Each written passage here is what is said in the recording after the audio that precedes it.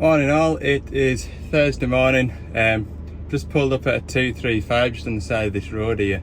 I put that heater actuator and heater valve in it 3 or 4 weeks ago. Apparently the air conditioning isn't working, so whether I've nipped an o-ring, putting the pipes back onto the heater box, or whether that heater valve, that new heater valve isn't moving again. Whatever it is, we'll have a good ratch over it and see what it is. So yeah, we'll go and have a look now. From an aircon jobs, hey, I'm fed up with them now. So I'm just in having a look at this heater valve here. You remember the coolant flows through this valve to put heat into the cab. I can see there I've got the machine set to 17 degrees and the valve is shut, so I can turn the temperature up now and you should be able to see that valve move. It's away now, look. Now I can feel heat coming into the cab. I'll turn it all the way to cold. The temperature does change, but it's not a... feel cold there. I'll get my thermometer out and see what temperature the cab is. So it's only really reading 14 degrees after 5 minutes or so with the cab door shut, and it should be a lot cooler than that. So when I've been round and checked the pressure sensor on the receiver dryer, when you unplug it and plug it back in, you don't hear the aircon pump clicking in or out. So my aircon gas must be low, there must be a leak. So I'll go underneath the cab now and pull the pipes off and see what sort of condition the o-rings are in, see if I've nipped an o-ring or something daft like that. When I've put it all back together, hopefully, we'll see. So I've got power to the air conditioning clutch, but it doesn't seem to be clicking in when I plug it back in, so I just wonder if I've got a fault with this compressor as well now. Marvellous. Yeah, when I revved it up there, the compressor was kind of clicking in and out, so pressure is low, and when I've had a look at the fitting going into the cab, I have nipped that o-ring. Just having a time of it, aren't I?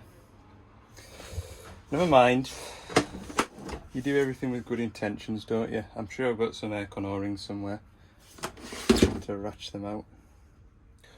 Oof. Yeah, turns out I didn't have an air conditioning o-ring that small. Plenty of oil o-rings and diesel o-rings, but no air conditioning ones, and I believe you have to use air conditioning ones because it's a different type of rubber that doesn't react. Anyway, I've got an entire box full now, so that'll keep us going, hopefully for a long time.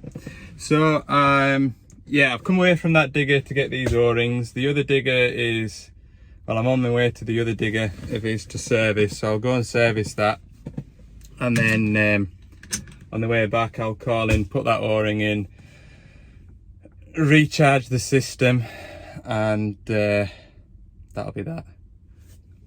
Just having a week of it. Never mind, we'll crack on. Right, 1 o'clock, 1500 hour service for this 140 tail swing. Hubs, engine oil, engine breather filter, 2 fuel filters, pilot filter. That's it, innit? Crack on.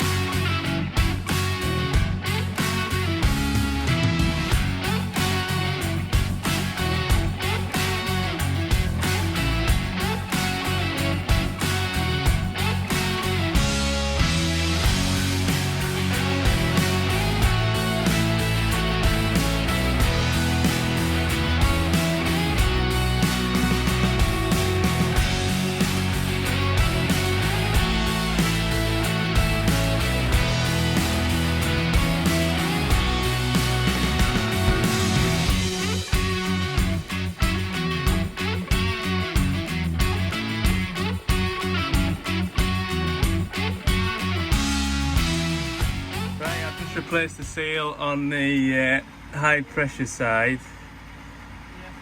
Yeah, what I'll do now is I'll put the pump on it, draw a vacuum, and then I'll lock it off and just let it sit for 15-20 minutes.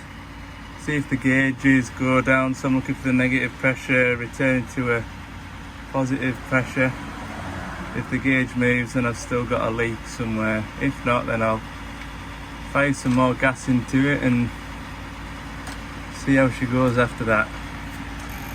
So that's the vacuum pump, and it's drawing a negative pressure on both sides. And like I say, this is the green section here, which is a negative pressure. And what I'll do is I'll let it vacuum for about 10-15 minutes. I'll shut these taps off, keep an eye on this gauge here. It wants to stay exactly where it's stopped, basically, right there. So I'll let it sit for 15-20 minutes then, and if that gauge moves, then I know I've got a leak. If it doesn't move, then like I say, we'll crack on and get some gas in it. Right, I've knocked the pump off and disconnected it, so I'll leave those taps shut. And yeah, they are shut. Yeah, so you can see where it is there. Yeah, we'll give it 15-20 minutes now, and with a bit of luck, hopefully that's all it was, that O-ring by a careless plant fitter. Right, so I've weighed the gas in. So what you do is you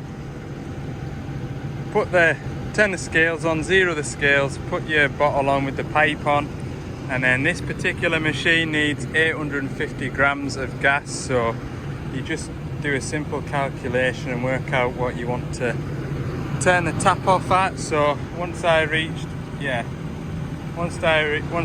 about 160, I knew that there was 850 grams of gas in the machine. I've just put my hand against the vents there and it's icy cold, so pressures and everything look normal there. The way I remember it is the blue one wants to be at about 10-2 and the red one wants to be at about 1/4-2. But in sort of pressures wise, we're at about 115 psi and we're about 2 bar on the low side. So that's the aircon in it. What I'll do now is remove the pipes, pack up, get back to the car layout.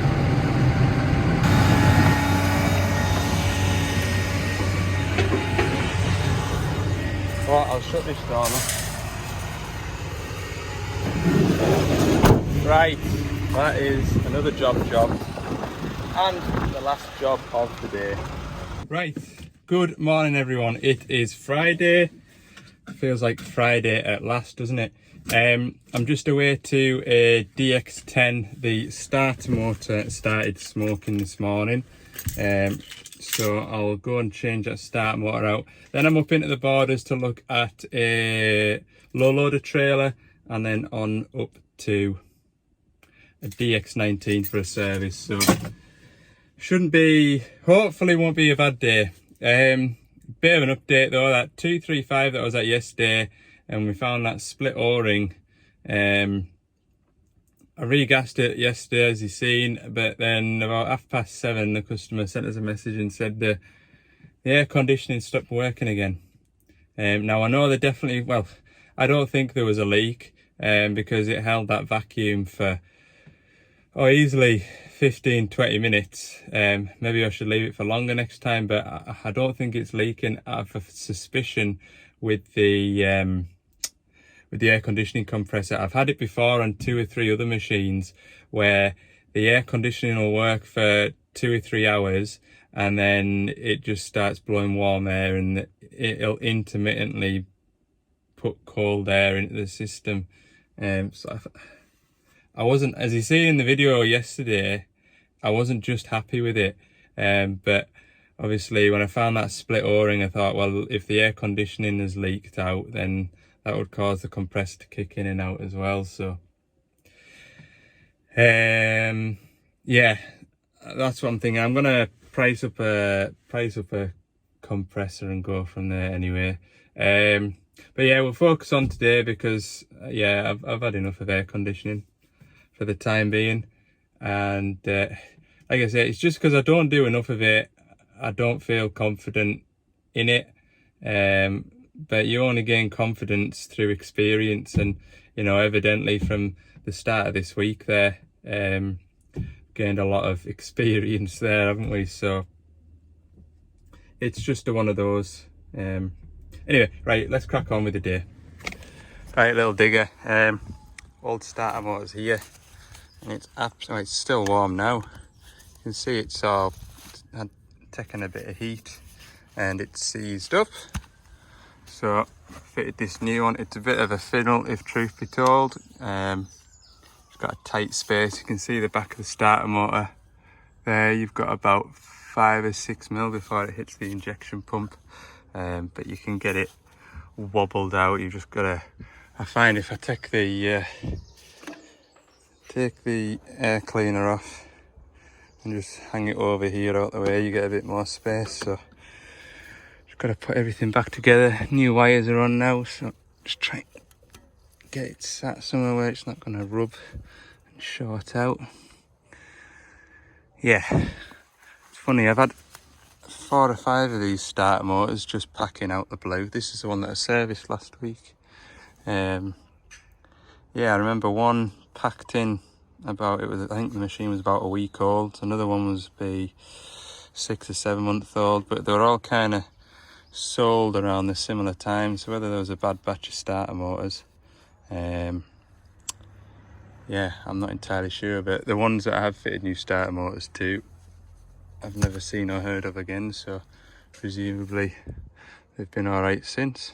Anyway, I'll put the air filters back on and get on to the next job. Right, new starter on. Let's see if it'll start. Perfect. Right, I'm just after looking at that low loader trailer, and yeah, well, there wasn't much to film really, other than me making a list of bits and pieces that was wrong with it and getting pictures of it. It does look like it's been a Friday afternoon job, that trailer, unfortunately. So by the sounds of things, with a fresh one in stock that will be changed out, or he'll get his old trailer back, whatever. But it's not right, and these things happen, don't they? So yeah, I'm not gonna film it and name and shame, because that's not what I'm here for. I'm here to show you sort of like the day in the life of a plant engineer. Okay, right, let's crack on and go and service this DX19, and I can go away and have a weekend of peace and quiet, hopefully.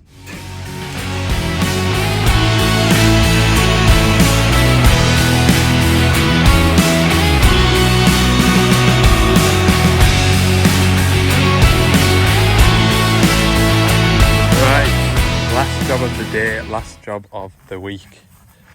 DX19 wants a full service. Apart from the fuel filters, the customer got a couple of new fuel filters middle of last week, and that's what prompted him to get it serviced, because it was cutting out and that. So fuel filters have fixed it. We'll change hydraulic filters, air filters and engine oil filters, and I'm also going to do the final drives today, so I've got those set up. Just have a good look over it. It's done 1,500 hours, so it's done a fair bit of work for its age. But the weather's dry, we're in a nice spot. Views, serious views. It's a nice drive up here as well, which puts you in a good place. Yeah, right, we'll crack on with it.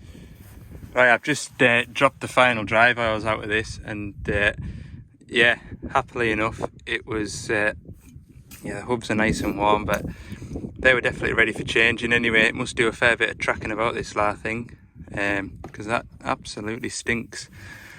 I've got the engine oil dropped out of it. I'm just about to bin this engine oil filter off. It shouldn't be too bad because I think this is this will be its second service this year, I'm sure. I'm sure at the start of the year it was a real wet.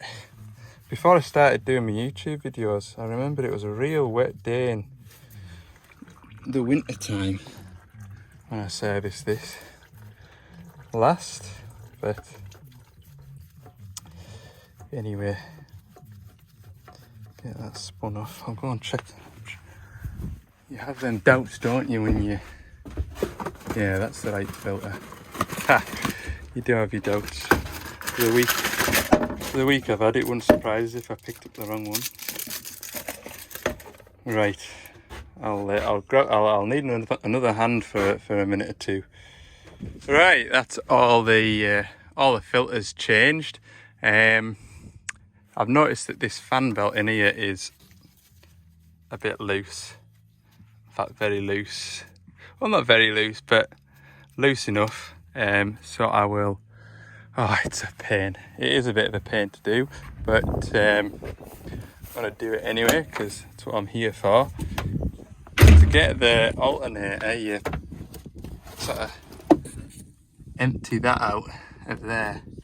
He's been keeping his grease gun in here, so it's all nice and clarty, look. Oh, joys.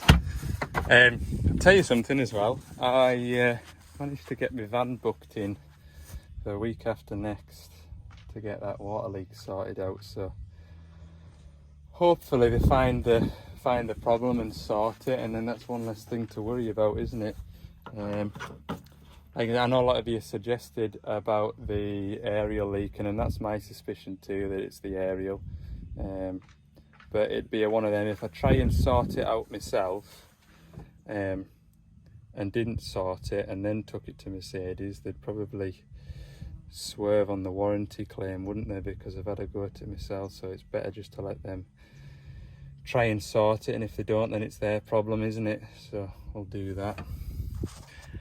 So we're nearly finished. I'm just done with putting this hub oil back in here. I've got this, I think this will have been used for, what was it now? We used to put this in the quad bike tyres at my old spot. It's like a gel and it stops the tyres getting punctures, but it's a handy bottle for putting gear oil into these hubs. Just squeeze it in quietly and you've only got half a litre to pour into there, so it's nice and steady. I've just got a couple of shims to put in that hitch, and that'll be this machine finished with. It's just after 4 o'clock now, so another 15 minutes and we'll be done.